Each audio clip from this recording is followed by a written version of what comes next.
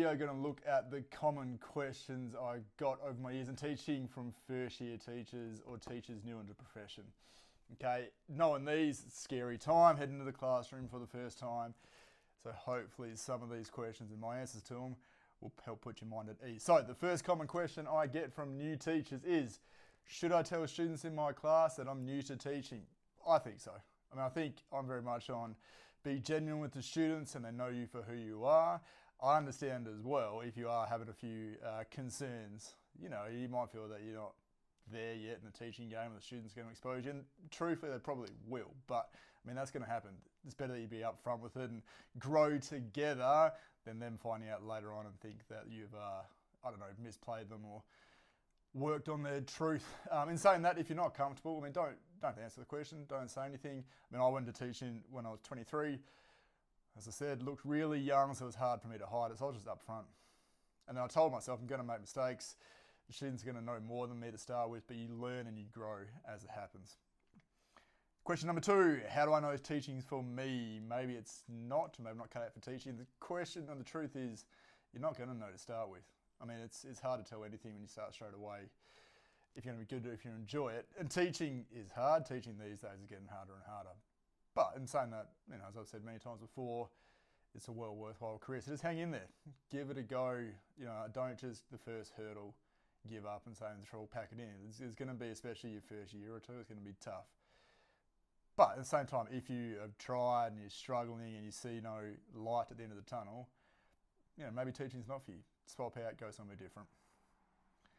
What should I focus on in my first week of teaching? I would say everything curriculum-wise, put on the back burner for the moment. Cannot say it's not important, but you want to set up the behaviour systems in your class and your classroom environment. So focus on your expectations, focus on your rules and procedures, and just train them into the students, at least for the first week, if not longer.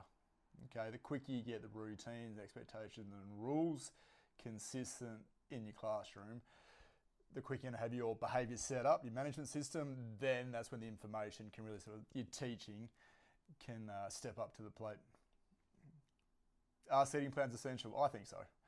Okay, I understand schools these days, behaviour's getting harder, but if you can get students into a seating plan, A, it's going to help with behaviour management, but B, it's also going to help with, remembering names if you don't know students who's there for the first time.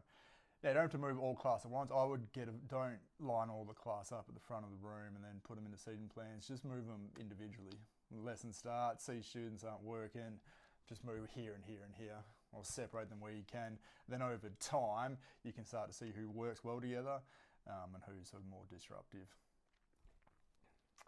Should I use my own money to buy resources? Look, in beautiful, perfect utopia world, you say no. You'd walk into a classroom, everything's provided, but there's a lot of schools these days, funding's getting harder, the world's getting more expensive. So I've definitely bought resources over the time, not saying that you have to do it. If you are to do it, just go cheap. Just find, your red dot stores, your price savers, whatever the equivalent is in your country, your cheap resources, they're going to help with student engagement, reward system, things like that. Just small things to start with. Go through the department budget if and when possible first. How can I handle a difficult parent? This was one of my concerns when I first started. It's going to happen.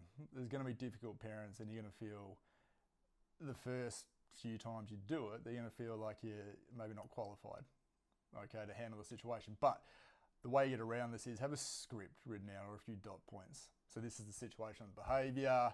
This is what you've done so far. This is your suggestions to improve. If that parent conversation does start to get a little bit emotional, just stick to the facts. Don't entertain it. Don't take the bait. Or just as long as you're being upfront and respectful, those conversations get easier and easier.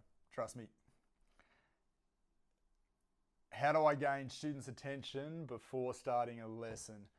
Part of training your behaviour. Get in there, have the class settled down, have your routine, whatever it is, for the first 5-15 minutes of the class, and then really focus on when I'm speaking, no one's speaking. Okay, but explain to students why you're doing it. You got to get all the instructions across. You can't teach 30 individual people effectively. Everyone needs to be listening at the same time. So at least you start at the same place, then you can break off with your support from there. Otherwise you go crazy as a teacher. And then, yeah, really drill that in. So almost go overboard with it. So when you're thinking, I'll let one or two students slide while I'm talking, don't. Just stop for them, wait, give the look, do all your low-key behaviour stuff, and then work from there. And the final one, is it too early for me to head into a promotional position? It depends what the promotional position is. If you're going to go a head of department role, or you're trying to be associate principal or principal in your first year, obviously it sounds a little bit crazy.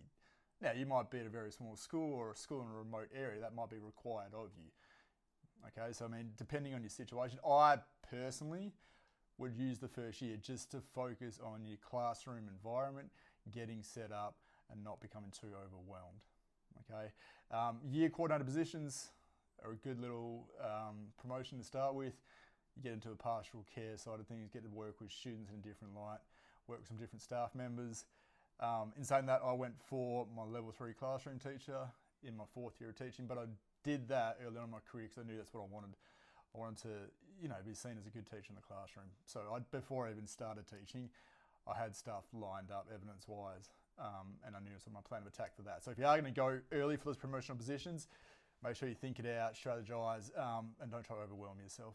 So again, team, just some questions I've come across in my career from first-year teachers or new teachers.